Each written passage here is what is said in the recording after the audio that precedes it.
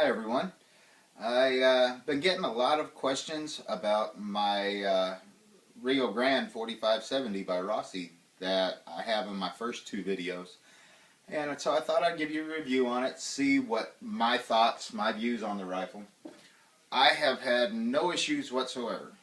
Uh, well, the biggest issue would be the loading gate, and I'll get to that in a little while. It has a 20-inch barrel. Has a brass bead sight, just your standard iron sight in the back, nothing real fancy there. Does come with a Picatinny rail, so you can load a scope onto it.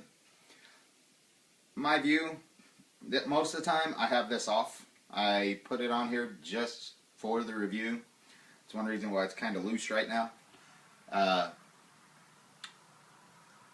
Does it work? Yes. Be very picky about the scope you put on it. The recoil of a 4570 is a little more than most scopes are made for. It's an awesome shooter, accurate. I've only shot up to 100 yards with it. I know it'll go a lot further than that, but for me, that's just the farthest I've had to shoot with it. Really good on range. To me, it's better with open sights. Does have a good safety for all you safety freaks out there, by the way. Safety's on. The safety shows green when it's safe. Put that at half cock. Red when you're ready to fire. Empty chamber. Now that that's out of the way.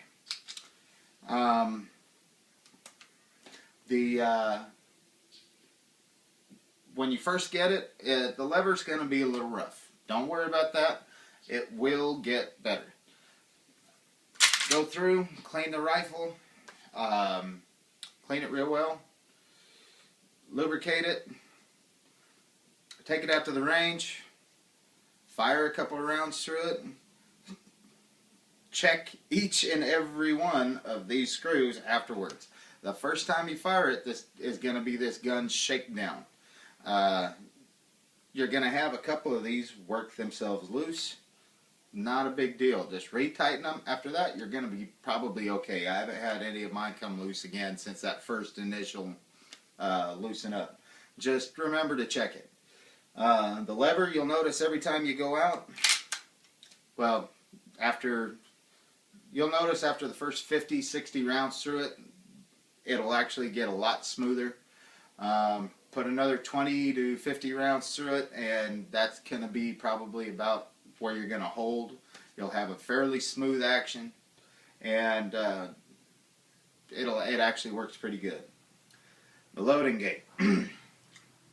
This is everybody's big deal on this rifle, and that is it will literally tear your bullets up, and possibly you if you get your finger in the way trying to get a bullet in there. Thing's got a 6-round tubular magazine. Trying to load it up to that 6 rounds can be a hassle. It's alright, take a pre-fired cartridge. Do not take a loaded round. It's not smart. Especially if you have kids in the house, you're just asking for trouble. Take a pre-fired cartridge, stick it in there, leave it alone for a few days. Pull it out and check and see if you've got a little bit better play in it. Me, I kind of toughed it out. After loading 200 rounds through it, it softens up and it gets to where it's a little bit better. It's light. It's only 6.5 pounds, so it's one of the lightest 4570s on the market. And that is good and bad. It doesn't help on the recoil section of things, but if you got to carry this thing around all day, some of you do, some of you don't. If you got to carry it around, it's actually okay for it being light. It's actually that you'll enjoy that part. It does come for the mounts to put a strap on it. I haven't bothered with it. One day I may put a strap on it, but I really don't see the need to. Large loop lever. Had one reviewer ask me if that gave me an edge. Not really. The large loop lever versus a normal loop lever, both of them work, folks. It really does. The big thing with the large loop lever is it is easier if, when you're hunting, normally it's pretty cold when hunting season, you got gloves on, getting your hands in there with gloves on a large loop lever is 10 times easier than it is with a normal lever. That's the biggest difference. For all you guys out there who have asked the question and who are about to ask it, can you twirl it? Can you do tricks with it? Yes, you can.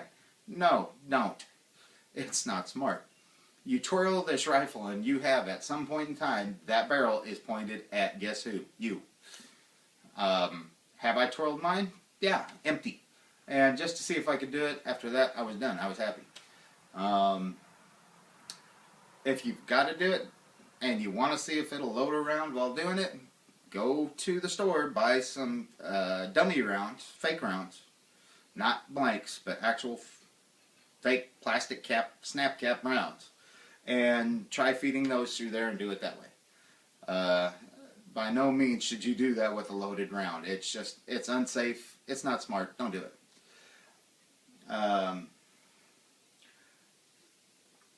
Let's see, what else can I say? The butt pad that comes on here, really, really spongy. Really good. I haven't seen the need to put a different pad on there. The 4570 round does, it kicks, but it's a different type of kick than what you're used to. To me, it actually kind of, it pushes. Hence why I don't like bench shooting with this. When you're bench shooting, everything's kind of, your body's more walled up, and it gives this rifle nowhere to go. If you're standing to where you can move with it, to where it can push you, you can shoot this thing all day long. It's not going to hurt you. You might be a little sore the next day if you put 150 rounds through it, but it's possible. It's not going to hurt you that bad. The minute you try and block yourself and make it to where you aren't moving, so when it goes somewhere, it's going into you, that's where it's going to hurt. That's where you're going to have problems.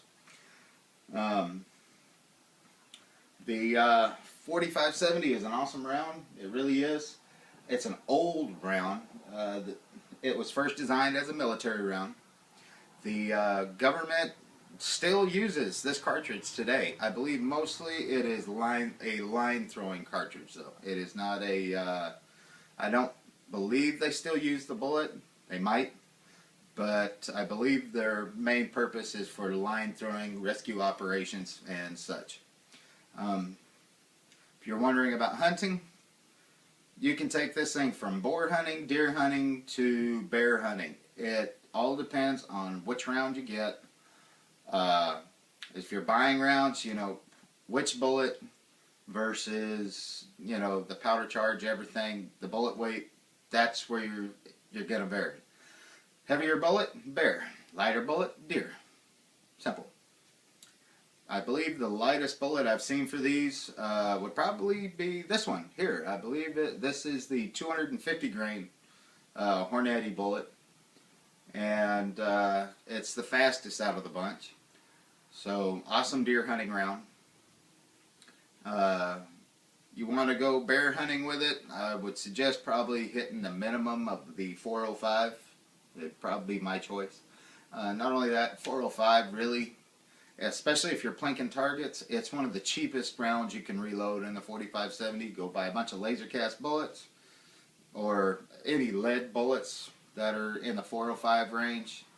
You can buy them, like, I believe it's $120 for 500 of them, give or take $20.